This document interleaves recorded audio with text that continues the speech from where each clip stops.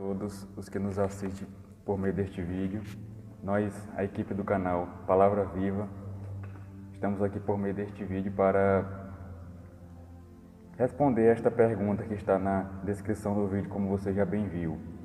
Que se nós realmente somos o centro do coração de Jesus, a cruz, ela nos faz sentir importantes, e o que Jesus fez, a obra de Jesus, ela aponta para nós. Essa é uma indagação que fica aí, como já foi anunciado. E essa tese, ela toma nome hoje, ela se formaliza por meio de um pregador aí famoso, um pregador que já caiu na graça do povo, já caiu nos braços do povo. Ele se chama David Leonardo.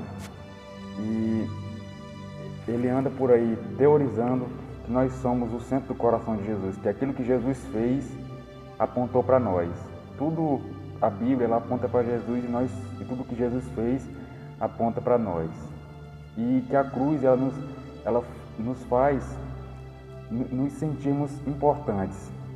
Então, a gente veio por meio deste vídeo fazer uma ponderação a essa afirmação, que o que nós vemos na Palavra de Deus é totalmente contrário a essa citação de David Leonardo, porque se a gente perceber na Palavra de Deus, lá em João, nós temos o versículo que diz que o Verbo se fez carne e habitou entre nós, e vimos a sua glória como a glória do unigênito do Pai. Ou seja, a glória dele, o que nós vimos dele, ele fazia se conhecer, ele fazia conhecer o Pai. E mais na frente, em versículos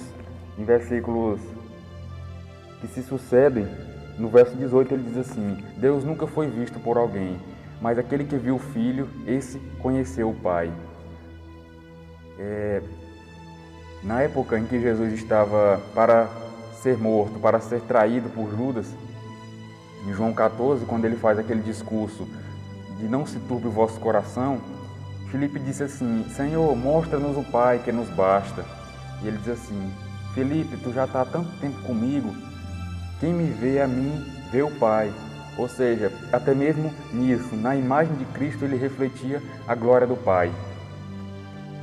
Quando Jesus estava conversando com a mulher samaritana, lá em João 4, ele dá todo aquele discurso: mas o dia vem e agora é que os adoradores adorarão em espírito e em verdade.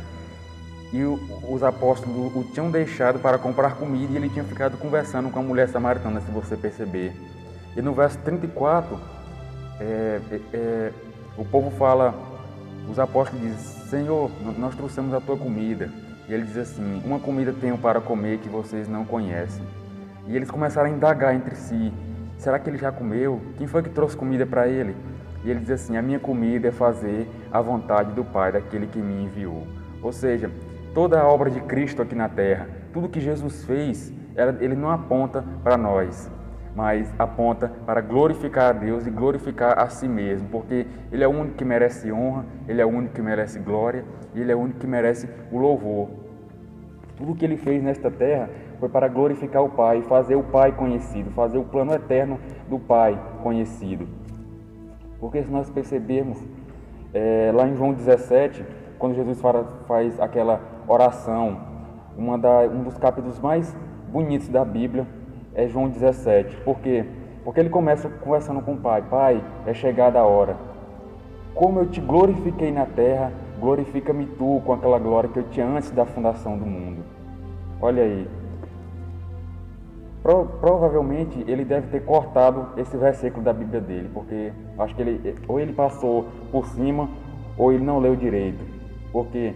Porque o próprio Filho diz, em João 17, ele diz: eu glorifiquei-te na terra, tendo consumado a obra que me deste a fazer. Foi o que ele disse em João 4, ele diz assim: uma comida tenho para comer, que é fazer a vontade do meu Pai. Ou seja, Jesus, ele andou em todo o tempo fazendo a vontade do Pai. Tudo que ele fez nessa terra, todo o seu ministério terreno apontou para glorificar o Pai. Por quê? A nossa salvação, ela toda aponta para o Pai. O sacrifício de Cristo aponta para dar glória.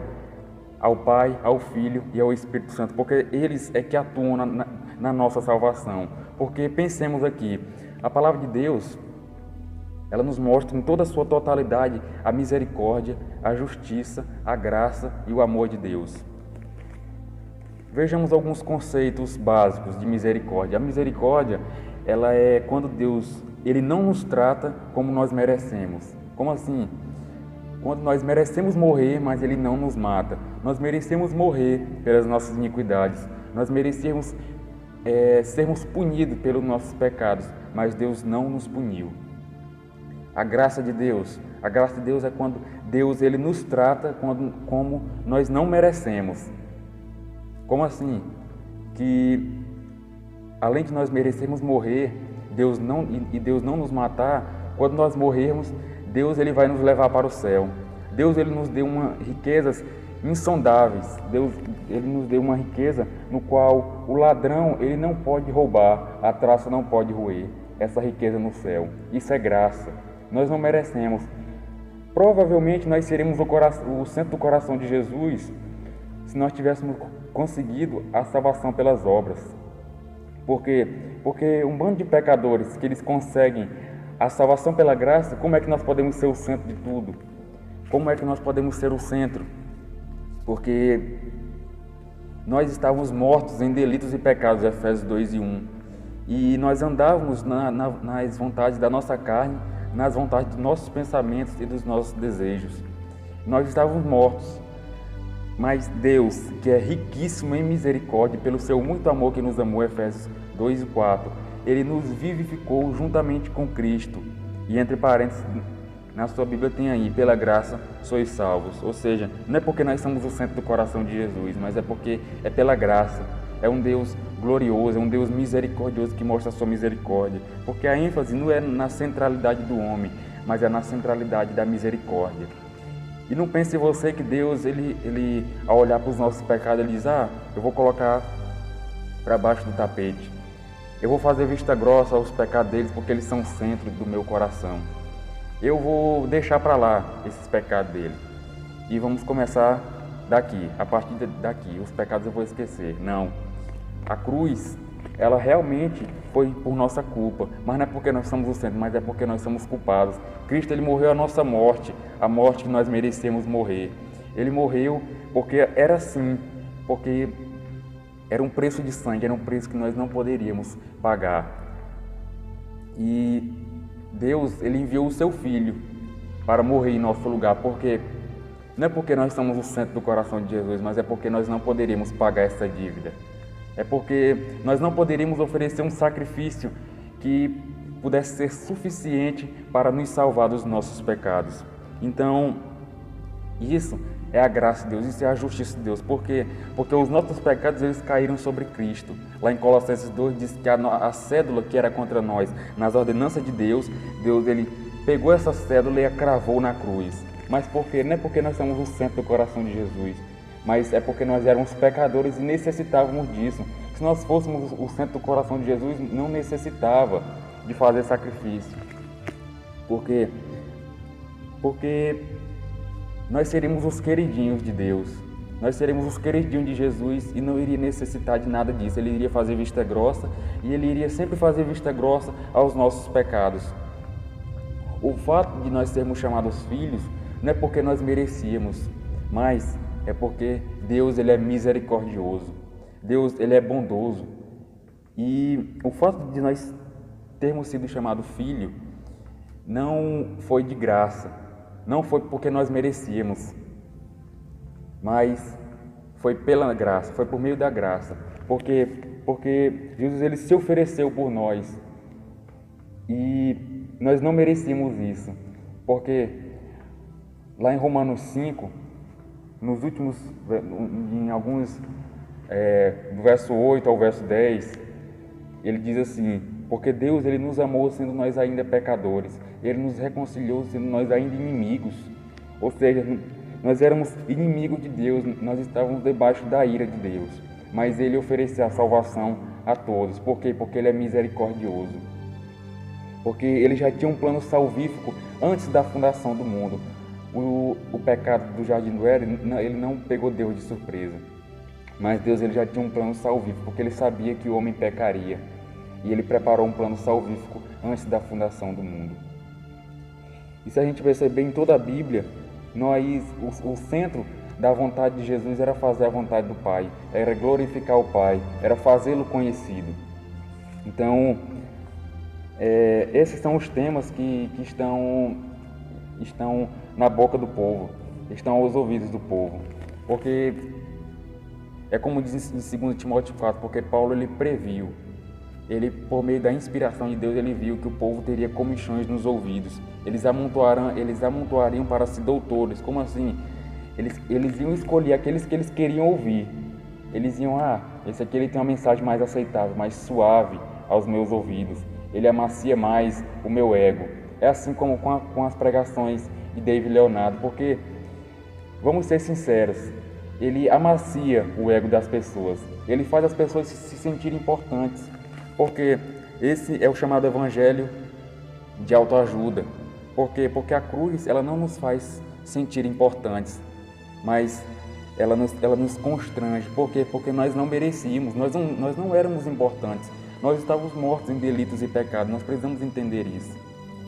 E quando nós entendemos a pecaminosidade humana, lá em Romanos, diz muito isso, que porque todos pecaram e destituídos estão da glória de Deus. Todos os homens eles se fizeram ignorantes quanto a Deus, eles disseram-se sábios e fizeram-se loucos. E Deus os entregou às suas paixões infames. E Isaías 64:6 diz assim, mas todos nós somos como o imundo, e as nossas justiças, ou seja, as nossas melhores obras são como o trapo da imundície. E todos nós, como folha, caímos, e as nossas iniquidades, como o vento, nos arrebatam. E ele segue no 7.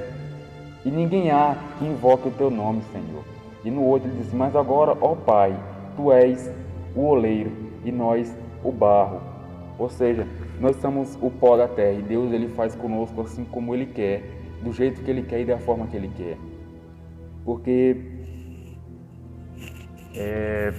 o sentido da obra de Cristo é dar glória para Deus.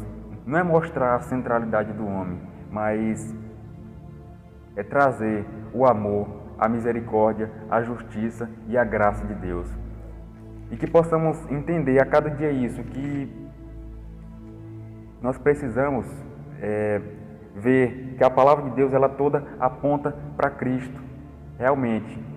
E a obra de Cristo ela aponta para dar glória para Deus, porque Ele é o único que merece honra e merece glória. Se você ler o livro de Apocalipse, em diversas passagens, eles vão ver, as pessoas irão perceber que lá no capítulo 5, capítulo 4, esses capítulos, ele mostra que os 4 anciãos, eles tiravam a sua coroa e colocavam nos pés de Cristo. E ele dizia assim, digno é o Cordeiro, digno és tu, ó Deus, porque tu compraste os diferentes povos com o teu sangue.